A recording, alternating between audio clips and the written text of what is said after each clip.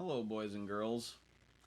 Got another video for you fine folks on the internet today. Another installment in the Matthew Buckley Talks music series. As you can see, I also have a different chair, but that's not important. Anyways, today we'll be looking at another kind of exotic world music album that's still sort of close to home in a way. We have here live, let me take it out of the sleeve, live Ravi Shankar at the Monterey International Pop Festival. This was recorded and released in 1967 on World Pacific Records. It was the British import was done by Columbia Records, and the rest of European editions were done on Liberty Records.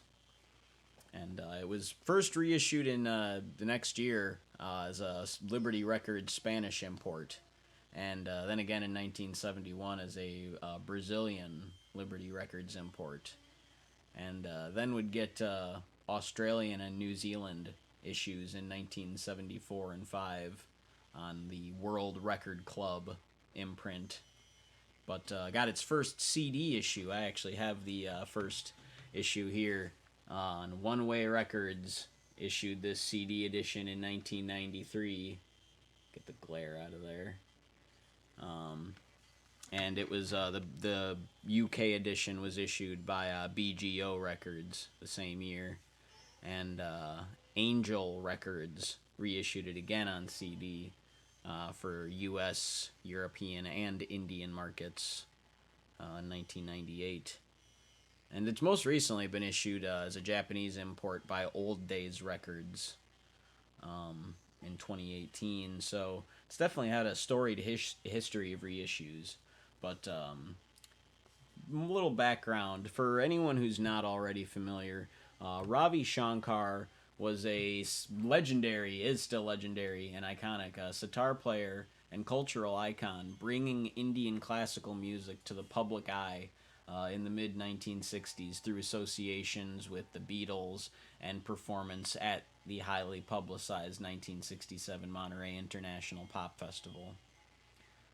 Born April 7th, 1920, as Robindra Shankar Chowdhury.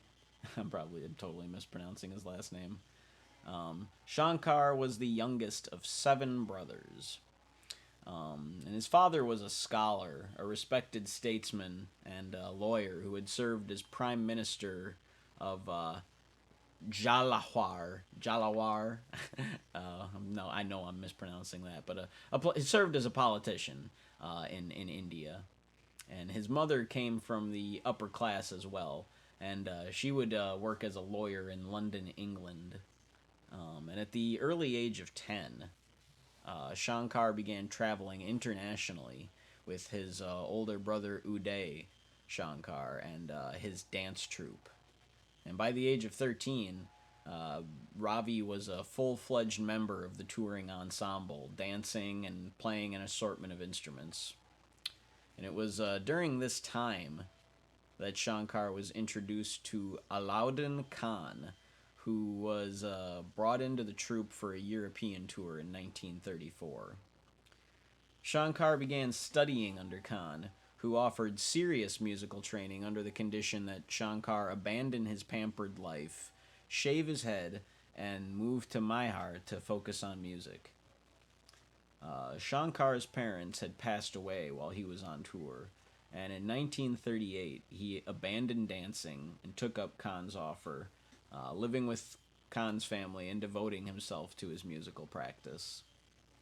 In 1941, he would even actually marry Alauddin Khan's daughter, Roshanara Khan, and the next year they would have their first son, Shubhendra Shankar.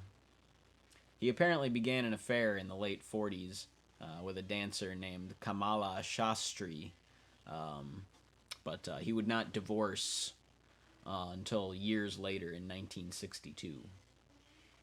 But in 1944, he moved to Mumbai and began composing music for the Indian People's Theatre Association. He would go on to score music and serve as music director for various Hindi films.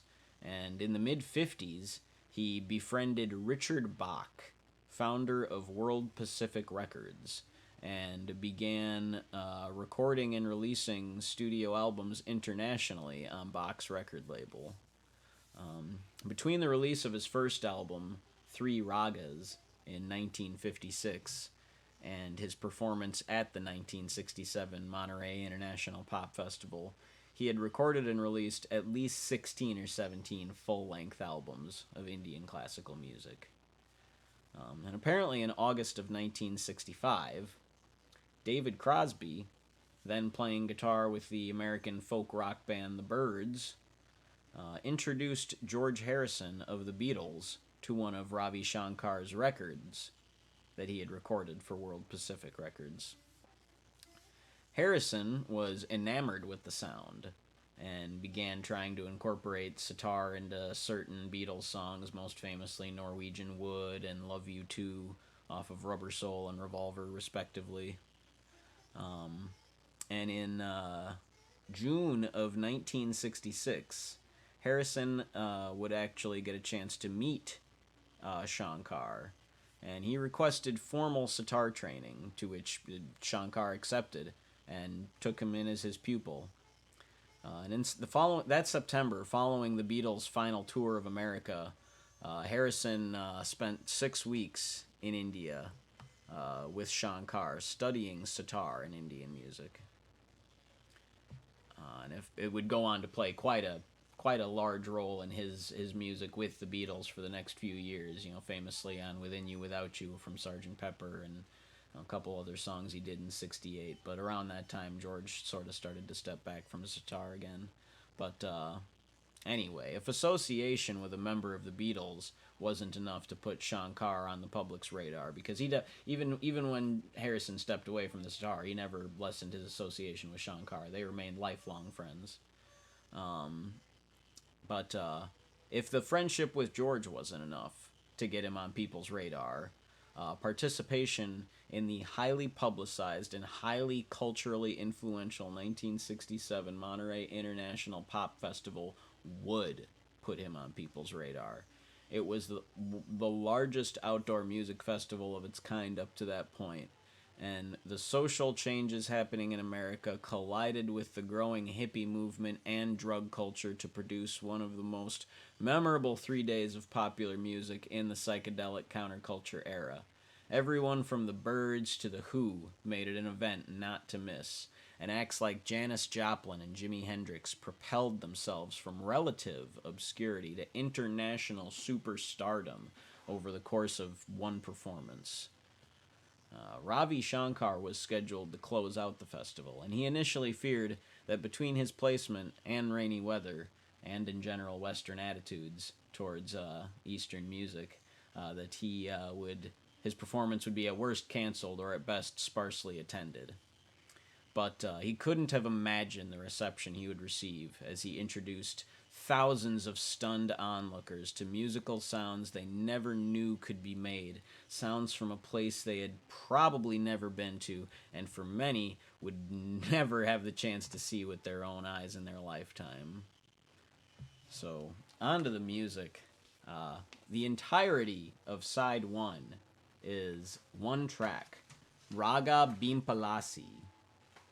The piece itself is preceded by a short spoken introduction from Shankar. He greets the audience, wishes for a good performance and good weather, and goes on to introduce the piece as a raga for the late afternoon, specifically. It begins very slow and ethereal, almost otherworldly. The sounds fill me with mental images of interstellar travel, passage through the cosmos. Very meditative and meandering. Shankar really, carries the listener along a natural and organic flowing stream of music. Sounds just seem to pour out of him without end. The pace of music begins to gradually rise about halfway through the first side. And once it really gets going, the sitar sounds like it's traveling at light speed. Um, but it all suddenly slows back down, rolling to a stop, and thunderous applause.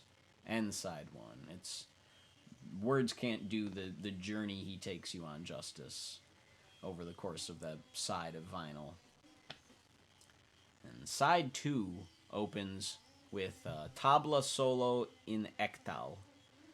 Ravi introduces this as the second part of their recital, featuring solo percussion by Ustad Alaraka, playing a rhythmic cycle with 12 beats divided 4 4 2 2.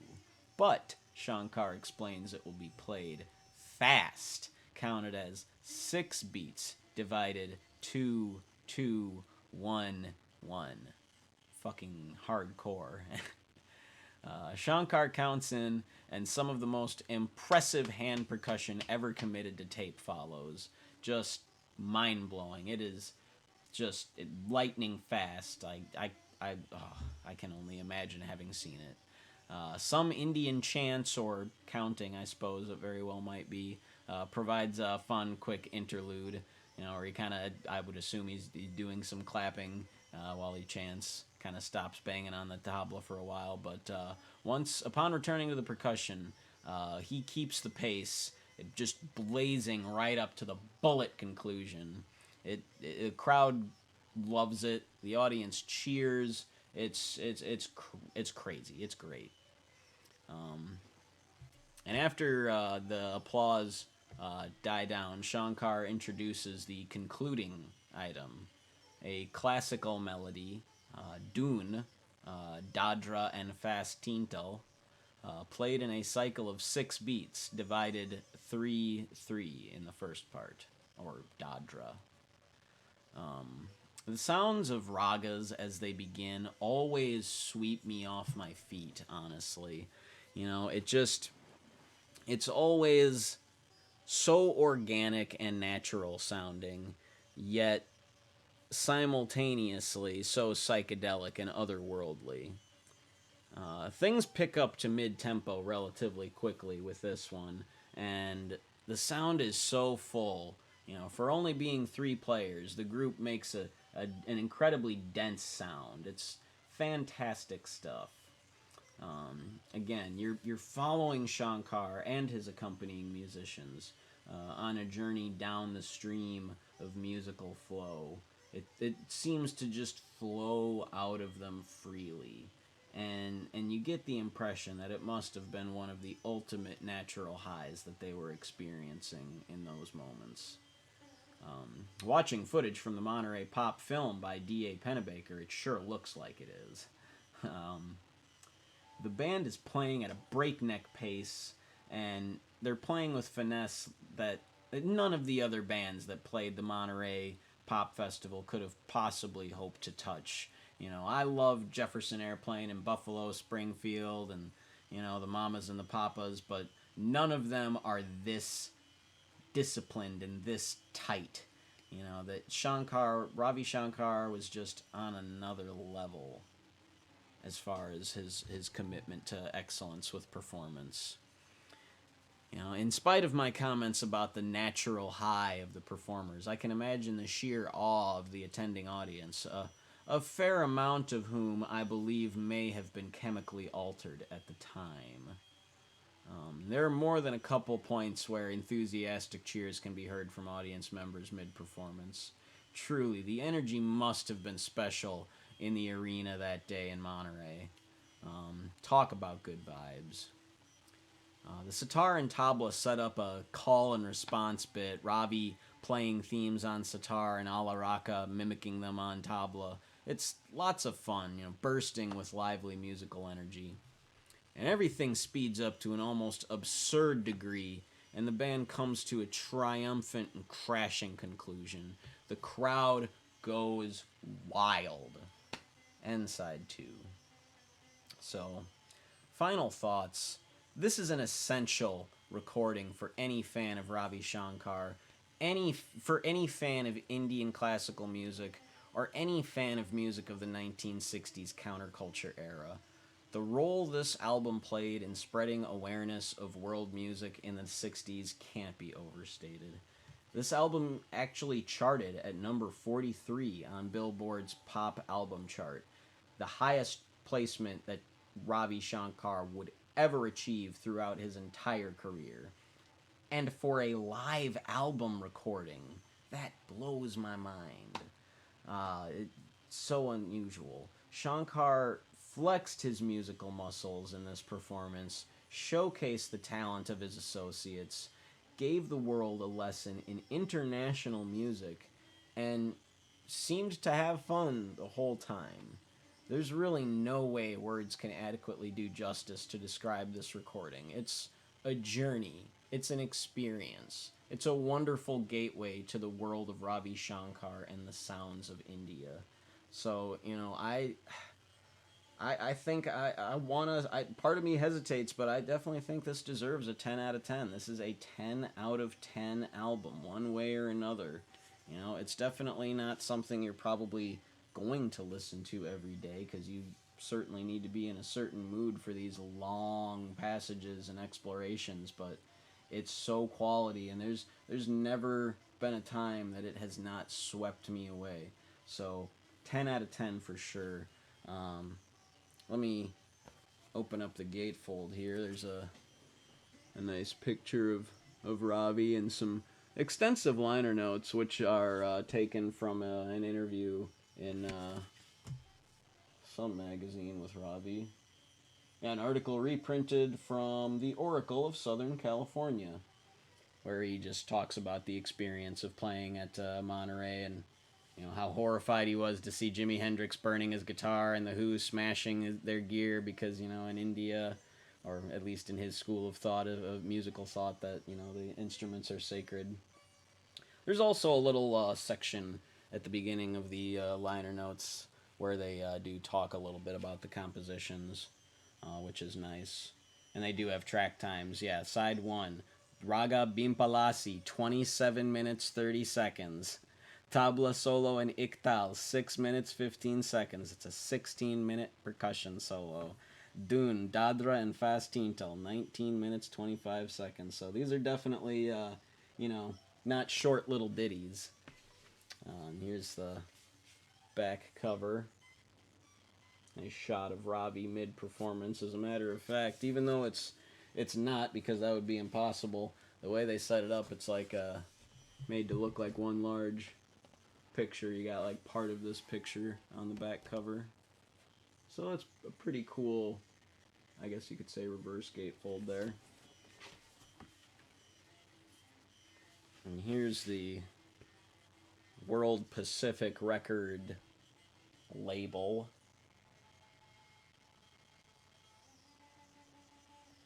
This record is pretty okay. It plays mostly alright. It's relatively scratchy. It doesn't skip, but it's definitely scratchy. But I'll take what I can get. So, let me get you a good look at the CD here. It's got a pink border, because who doesn't love pink?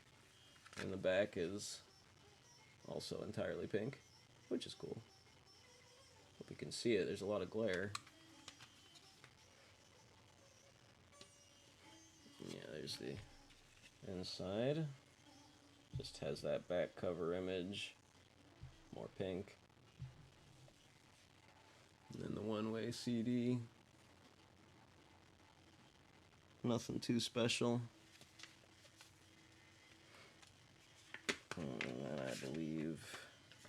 yeah, they have a reproduction of the gatefold in the CD booklet, which I don't know why they didn't just reproduce it with larger typeface, because you can barely read the text. But anyway, enough of this shit. I've already spoken my piece now for about 20 minutes on this album, so let me know what you think. Have you heard this album, Ravi Shankar, recorded live at the Monterey International Pop Festival? What do you think of it? Have you heard any of other Ravi Shankar's other albums? The guy's got dozens of recordings. that he did over 80 plus years in music. So let's get a discussion flowing in the comments, and I appreciate any and all viewership. This has been Matthew Buckley Talks Music with Ravi Shankar live at the Monterey International Pop Festival. Music is the best.